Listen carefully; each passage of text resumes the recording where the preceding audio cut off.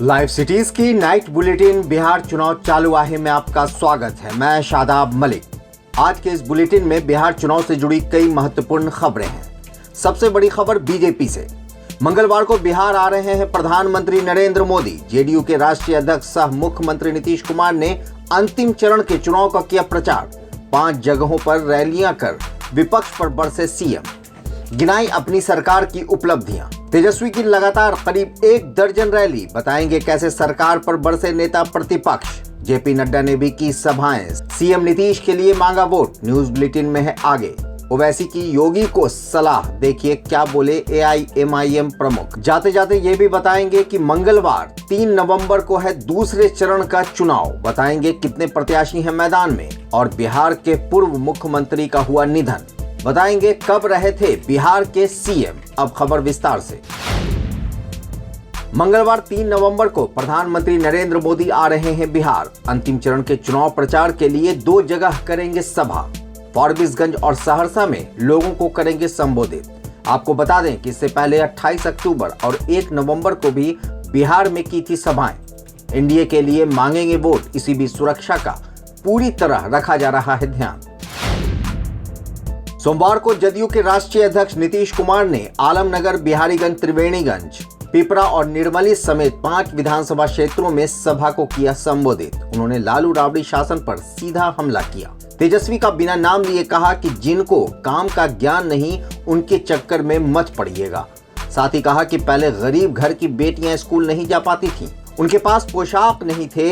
हमने पोशाक योजना, साइकिल योजना शुरू करवाई। इसके बाद लड़कियों में आत्मविश्वास जगा। उन्होंने कहा कि बाद में हमने लड़कों के लिए भी साइकिल योजना को शुरू किया। उन्होंने स्टूडेंट्स से कहा कि आगे पढ़िएगा तो आगे बढ़िएगा। विरोधियों पर निशाना साधते हुए नीतीश ने एक बार फिर कहा कि लोग अनाप शनाप बोलते ही रहते हैं, उनके पास कोई ज्ञान और अनुभव तो है ही नहीं।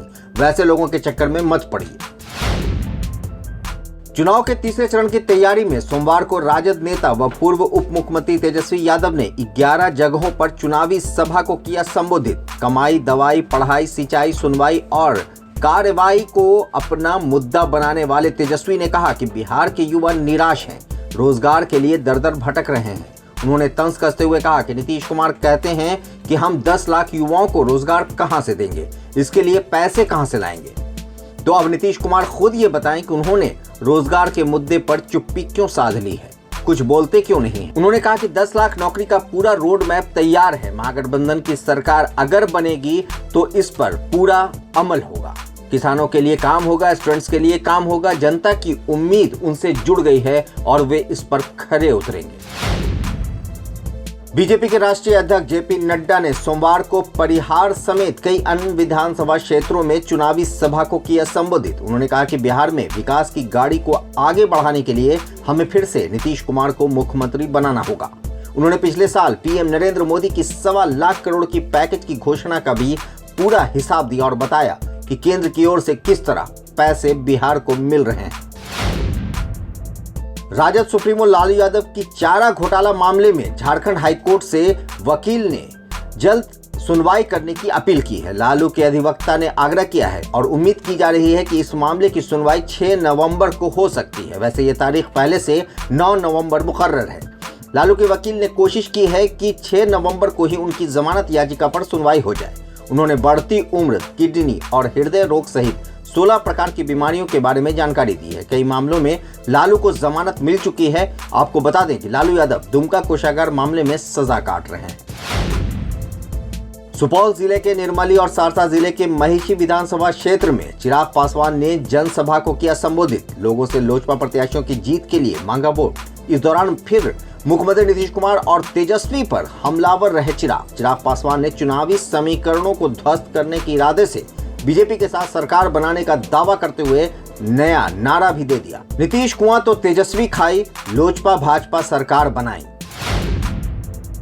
विकासशील इंसान पार्टी के अध्यक्ष एवं सिमरी बख्तियारपुर से एनडीए उम्मीदवार मुकेश सैनी का चुनाव प्रचार अभियान तेज ही पकड़ चुका है। मुकेश सैनी ने सोमवार को सिमरी बख्तियारपुर में रोड शो किया। उनका रोड शो पार्टी मुख्यालय से शुरू हुआ और रानीबाग, सिमरी, डहाइबा, एकपाड़ा, लगमा, तरियामा, भटौनी, भटपुरा, पहाड़पुर आदि इलाकों में होता हुआ सीधा सैनी टोला में समाप्त हुआ। इस दौरान उन्होंने लोगों से अपील की कि वे एनडीए के पक्ष में वोट दें। माले नेता दीपांकर भट्टाचार्य तीसरे चरण के चुनाव प्रचार करने सोमवार को मुजफ्फरपुर के औराई विधानसभा क्षेत्र पहुंचे। उन्होंने महागठबंधन प्रत्याशियों के लिए मांगे वोट। उन्होंने कहा कि बिहार में बदलाव की लहर है, नीतीश कुमार से जनता तंग आ चुकी। बिहार ही नहीं, देश में बेरोजगारी से युवा निराश हो गए हैं। किसानों की हालत खराब है, महंगाई चरम पर है। कोरोना संकट ने तो लोगों की आर्थिक स्थिति को बदतर कर ही दिया है। सरकार की ओर से भी गरीबों के लिए कोई मदद के हाथ नहीं बढ़ रहे। AIMIM प्रमुख असदुद्दीन ओवैसी ने बायसी, अहमदाबाद समेत कई रैलियों को किया संबोधित। इस दौरान यूपी के सीएम योगी आदित्यनाथ को लव जिहाद पर दी सलाह। कहा, योगी जी को लव जिहाद पर आर्टिकल 21 की अच्छी तरह से पढ़ाई कर लेनी चाहिए। यह आर्टिकल उन्हें नहीं समझ में आए तो किसी अच्छे वकील से जानकारी ले लें। उन्होंने यह भी कहा कि पीएम कहते हैं कि सबका साथ सबका विकास, किंतु हो रहा है इसका उल्टा, सबका साथ सबका विनाश हो रहा है। वहीं उन्होंने नीतीश पर निशाना साधा और कहा कि उन्होंने विकास के नाम पर लोगों को ठगा है। जन अधिकार पार्टी के राष्ट्रीय अध्यक्ष पप्पू यादव ने कहा कि इस बार जनता भ्रष्टाचारियों का अंत करने का मन बना चुकी है और जिन लोगों ने बिहार को डुबाया है उन्हें करारा जवाब मिलेगा। उन्होंने कहा कि आज का यह जनसैलाब बिहार में होने वाले बदलाव की ओर इशारा कर रहा है। पप्पू यादव ने अपनी प्रतिज्ञा यात्रा के दौरान सोमवार को मुजफ्फरपुर, पश्चिमी चंपारण, पूर्वी चंपारण, मधुबनी, दरभंगा और वैशाली में जनसभाओं को किया संबोधित और अपने प्रत्याशी को जिताने के लिए लोगों से की अपील। वाजपट्टी में सभा को संबोधित करते हुए उपेंद्र कुशवाहा ने राजद और एनडीए पर किया वार। कहा, इन दोनों सरकार ने बिहार को बर्बाद किया है। आपने बड़े और मंझले भाई को मौका दिया, इस बार दीजिए छोटे भाई को मौका। मेरी सरकार देगी नौकरी। साथ ही MY समीकरण को लेकर राजद को भी घेरा।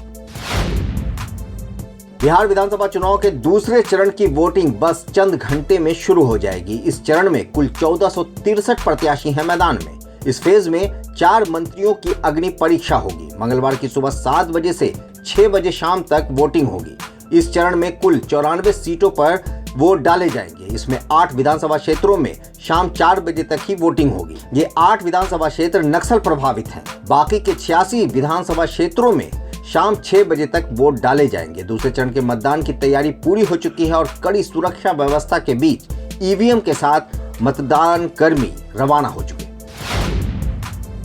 और बिहार के पूर्व सीएम सतीश प्रसाद का कोरोना से हुआ निधन। 89 साल की उम्र में दिल्ली में ली अंतिम सांस।